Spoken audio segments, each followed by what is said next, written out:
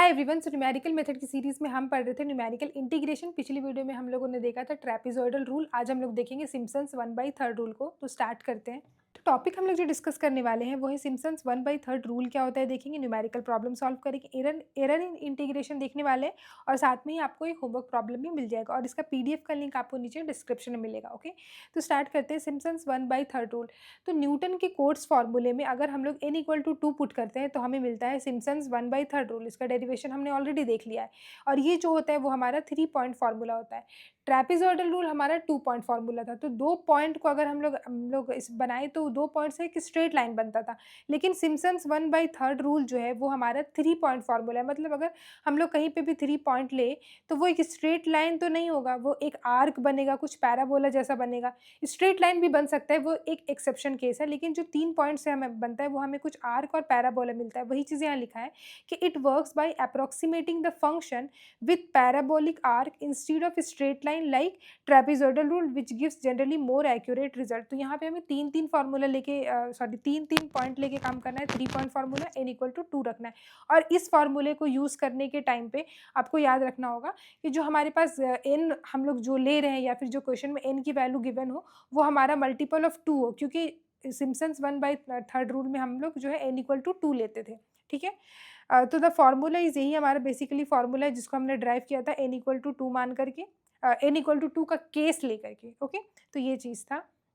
Numerical problem हम लोग देखते हैं कि find the approximate value of integration 0 से 1। हमें बोला गया x/1 + x² dx up to 4 decimal places by Simpson's 1/3 rule, taking 6 equal सब intervals and find the approximate value of log 2। अब यहाँ पे and find the ये एक अलग सा हमें दे दिया गया है। अगर हम लोग सिर्फ क्वेश्चन को यहाँ तक देखें तो हमें इसको बोला है यहाँ पे इंटीग्रेट करके इसको निकालने के लिए सिम्पसन्स 1/3 रूल से, और हमें 6 इंटरवल बोला है, मतलब n की वैल्यू हमें 6 लेनी है। अब ये जो n = 6 हमें बोला है, 6 इज द मतलब 2 का मल्टीपल में है, तो सिम्पसन 1/3 रूल को हम लोग अप्लाई कर सकते हैं। तो बेसिकली यही चीज़ हमें लिखना है। सॉल्यूशन यहाँ पे हो जाएगा length of interval will be, ये होगा हमारे पास h = हमें पता है होता है b - a divided by n। यहाँ पे b की वैल्यू क्या है, ये हमारे पास इंटीग्रेशन 0 से 1 है, राइट। ये हमारा 1 है और 0 है, तो b हमारा 1 है और ये हमारा 0 है, डिवाइडेड बाई n की वैल्यू हमें बोल दिया गया है 6। अगर नहीं बोला रहता तो हम खुद से कोई ऐसा वैल्यू लेते जो कि 2 का मल्टीपल होता। ओके, हम लोग 7 या फिर 5 नहीं ले सकते थे क्योंकि वो 2 का मल्टीपल नहीं है। यहाँ पे 6 दिया हुआ है, हम लोग 6 यूज़ करेंगे, तो 6 = ये हो जाएगा। वैसे तो ये हो रहा है 0.166, पर इसको हम लोग एक काम करते हैं 1/6 ही रखते हैं, इसको ऐसे ही यूज़ करेंगे। ओके, उसके बाद लेट f(x) = जो फंक्शन है उसको हम लोग मान लेते हैं x/1 + x², इसको मान लेते हैं f(x). उसके बाद हमारा क्या है, उसके बाद का टास्क है हमारे पास टेबल बनाने का। तो यहाँ पे मैं टेबल बनाती हूँ सबसे पहले। सो गाइज़, यहाँ पे मैंने अपना टेबल बना लिया है कि we have f(x) = x/1 + x² है। x का वैल्यू क्या है हमें पता है, 0 से लेकर के 1 तक हमारे पास इंटीग्रल दिया था, इंटीग्रेशन 0 से 1, और h हमारा है 1/6। तो जो x1 होगा, यानी कि ये जो हमारा x1 है, ये x0 था, ये x1 होगा हमारे पास x0 + h, तो 0 + 1/h 1/6 हो जाएगा। फिर ये x2 जो होगा, x2 हमारे पास होगा x0 + 2h, तो x0 है 0 + 2 × h यानी कि 2/6, तो ये है हमारा 2/6। इसको हम लोग 1/3 भी लिख सकते हैं, पर 2/6। इसी तरीके से ये 3/6, 4/6, 5/6 और 6/6 यहाँ पे होता है, यानी कि ये हो गया 1। बेसिकली हमारे 0 से 1 तक था। और उसके बाद जो f(x) है, इसको मैंने यहाँ पे जो भी वैल्यू आ रहा था सबको कैलकुलेटर से कैलकुलेट करके लिखा है। x की जगह पे यहाँ पे 0 पुट करेंगे तो f(x) क्या आएगा, ये वाला वैल्यू 0 ही आएगा। अगर x की जगह पे x की जगह पे 1/6 पुट करेंगे तो f(x) आएगा 6/37। इसी तरीके से अगर हम लोग 2/6 पुट करेंगे तो आएगा 3/10। तो सबको वैल्यू निकाल के मैंने लिखा है। अब टेबल बना लेने के बाद का हमारा जो स्टेप है वो है सिम्पसन्स 1/3 के फार्मूले को यूज़ करना। तो फार्मूला लिखती हूँ मैं। तो यहाँ पे मैंने फार्मूला लिख लिया है कि अकॉर्डिंग टू सिम्पसन्स 1/3 रूल। अब फार्मूला हमारे पास कहाँ तक जाएगा, y6 तक जाएगा, क्योंकि ये हमारा y0 है, ये y1 है, y2 है, y3, y4, y5 और ये y6 है। ठीक है, तो y6 तक हमारा फॉर्मूला गया। उसके बाद अब क्या है, जो हमारे पास जो भी यहाँ पर है h की वैल्यू है हमारे पास 1/6 × 3, और सारे को जो भी हमारे पास वैल्यू है यहाँ पे टेबल पे हमारे पास गिवन है, इन सबको हम लोग यहाँ पे अब पुट करना स्टार्ट करते हो। तो मैं यहाँ पे लिखूँ, सो गाइस जो भी था हमारे पास हमने सबको यहाँ पे लिख दिया है। अब बारी है हमें इसको सॉल्व करने का, तो इसको सॉल्व करके मैं यहाँ पे लिखना स्टार्ट करती हूँ। सो गाइस यहाँ पे मैंने इसको कैलकुलेट कर दिया है। अब उसके बाद जो लास्ट हमारे पास आ रहा है, इस सम को कैलकुलेट करने के बाद जो आंसर वो आ रहा है 0.3466। तो यही आएगा हमारे पास सिम्पसन्स 1/3 रूल का इंटीग्रेशन, जो हम लोग को करने के बाद जो आंसर आएगा वो आ रहा है ये। तो दिस इज बेसिकली हमारा आंसर। ओके, अब उसके बाद हमारे पास क्वेश्चन में एक और चीज़ दिया है कि find the approximate value of log 2। हमें log 2 का वैल्यू को भी फाइंड आउट करना है इसी चीज़ की हेल्प से, ठीक है। तो ऐसा नहीं कि log 2 को आप लोग कैलकुलेटर उठाएं, log 2 को पुट करें और देख करके बता दें कि क्या है, ऐसा नहीं करना है। इसी से हमें जो है ड्राइव करना होगा एग्जाम में। तो उसके लिए हम लोग यहाँ पे अब स्टार्ट करते हैं लिखना। तो यहाँ पे हम लिखेंगे कि नाउ हमें पता है F of X equal to क्या है हमारे पास, x/1 + x²। अगर इसको हम लोग इंटीग्रेशन करें, इंटीग्रेशन 0 से 1 x divided by 1 + x² dx, ठीक है। इसको सबसे पहले नीचे वाले को मान लेते हैं, लेट u इक्वल टू मान लेते हैं 1 + x², ठीक है। तो इस तरीके से अगर u को मान लिए तो du इक्वल टू हो जाएगा हमारे पास 2x dx, ठीक है। इसीलिए dx इक्वल टू हो जाएगा हमारे पास du डिवाइडेड बाई 2x। तो ये समझ में आ रहा है, ये जो नीचे वाला टर्म था इसको हम लोगों ने u मान लिया और उसको डेरिवेशन किया। तो डेरिवेशन करने के बाद हमें du निकालना है। du आ रहा है 2x dx, और dx की जगह पे हम लोग ये पुट कर देंगे du/2x। ओके, उसके बाद अब हम लोग क्या करेंगे, इसको इंटीग्रेट करते हैं। So integration x/1 + x² dx equal to हो जाएगा हमारे पास इंटीग्रेशन x की जगह पे x ही रखते हैं, डिवाइडेड बाई 1 + x² को हमने u माना था, ठीक है। तो u इंटू dx की जगह पे हमारे पास है du/2x, ठीक है ना। dx की जगह पे हमें du/2x है।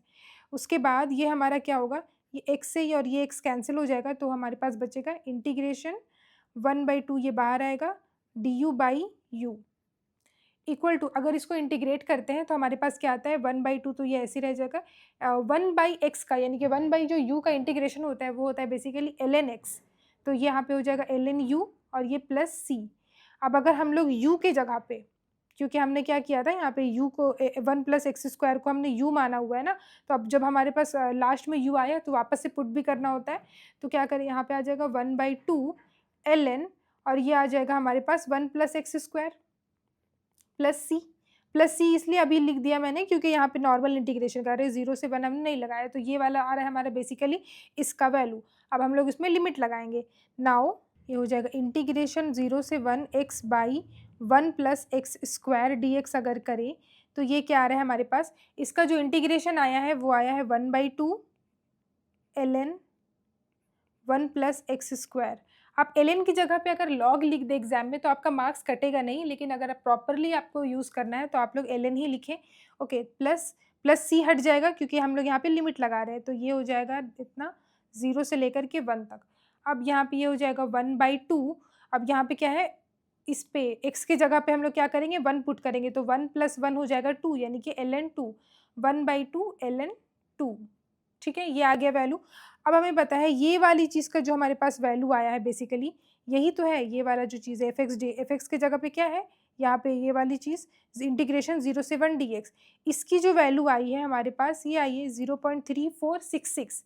तो इसको यहाँ पे पुट करेंगे, इसकी वैल्यू है हमारे पास 0.3466 इक्वल टू 1/2 ln 2, यानी कि ये जो हमारे पास अब ln 2 का जो वैल्यू आएगा ln 2, तो इसको इससे मल्टीप्लाई कर देंगे, 0.3466 इंटू 2 करेंगे तो ये जो वैल्यू आएगा मेरे पास, ये आ रहा है मेरे पास 0.6932। तो यहाँ पे जो हमारे पास वैल्यू आ रहा है ये ln 2 का वैल्यू आ रहा है। अगर आप लोग एग्जाम में ऐसा करें कि मैंने यहाँ पे जैसे ln लिखा है, आप लोग इसी में क्या करते हैं log लिख देते हैं, तो वो एग्जाम में मार्क्स नहीं कटेंगे, क्योंकि मैंने देखा हुआ है एग्जामिनर्स जो है उतना ज़्यादा ध्यान नहीं देते ln और log वगैरह चीज़ों पे। लेकिन प्रॉपर अगर आपको सॉल्व करना है तो यही है हमारा सॉल्यूशन, ln 2 हमारे पास आ गया। अब अगर इसमें क्या करेंगे, हमें पता है ln 2 की वैल्यू हमें पता है, अगर ln 2 की वैल्यू पता है और log 2 की वैल्यू हमें निकालना है तो क्या करेंगे, ln 2 इक्वल टू हो जाएगा सॉरी log 2, तो यहाँ पे हो जाएगा, इसलिए ऐसे लिख सकते हैं हम लोग, इसलिए log 2 इक्वल टू हो जाएगा हमारे पास ln2 डिवाइडेड बाई ln10। ये होता है हमारे पास बेसिक मैथमेटिक्स में, ऐसे मैं इसको ठीक से लिखती हूँ थोड़ा, ln10। तो ln2 की वैल्यू हमारे पास निकल कर के आ रही है ये वाली वैल्यू, तो ये हो जाएगा 0.6932 और डिवाइडेड बाई ln10 निकालने की ज़रूरत नहीं है, डायरेक्ट कैलकुलेटर पे ln10 कर देते हैं। तो ये जो वैल्यू आ रहा है हमारे पास, ये आ रहा है 0.301, तो ये हो जाएगा हमारे पास आंसर। तो log 2 का जो वैल्यू आया वो हमारे पास ये आ रहा है। अगर आप लोग इस तरीके से लिखें तो आपको एग्जाम में पूरे मार्क्स मिलेंगे। अगर आप लोग यहीं तक लिख के छोड़ देते हो तो भी आपको पूरे मार्क्स ही मिलने के चांसेस हैं। तो ये हो गया गाइस हमारा सॉल्यूशन। इसके बाद आपको मिल जाएगा एक होमवर्क प्रॉब्लम, तो इस वाले प्रॉब्लम को आप लोग सॉल्व करना। इसका जो है 4 से लेके 5.2 तक हमारे पास है और यहाँ पे हमें बोला गया है कि 7 ऑर्डिनेट्स है और 7 ऑर्डिनेट्स का मतलब है कि आपको n इक्वल टू 6 लेना है, मतलब 6 लेना है, क्योंकि 7 ऑर्डिनेट्स मतलब अगर आप लोग टेबल में बनाए तो यहाँ पे क्या बनेगा, ये 1 2 3 4 5 6 और 7, अगर n की वैल्यू 6 ले रहे तो क्योंकि 6 पार्ट में डिवाइड हुआ है, ठीक है ना। तो 0 से लेकर के 1 तक होता था, तो हम लोग क्या होता था 11 पार्ट्स होता था अगर 10 लेते थे तो, लेकिन यहाँ पे हमें 7 ऑर्डिनेट्स डायरेक्ट बोला है, इसका मतलब 6 में हमें लेना है, n की वैल्यू को 6 लेकर के काम करना है, ठीक है। तो इसका सॉल्यूशन आपको यहाँ पे जो है मिल जाएगा, आप लोग यहाँ से देख लेना और आप लोग मुझे यहाँ पे फॉलो भी कर सकते हो। सो गाइस, अगर वीडियो अच्छा लगा हो तो प्लीज़ वीडियो को लाइक करना और अगर अभी तक चैनल को सब्सक्राइब नहीं किया तो प्लीज़ चैनल को भी सब्सक्राइब कर देना। Thank you so much guys for watching this video.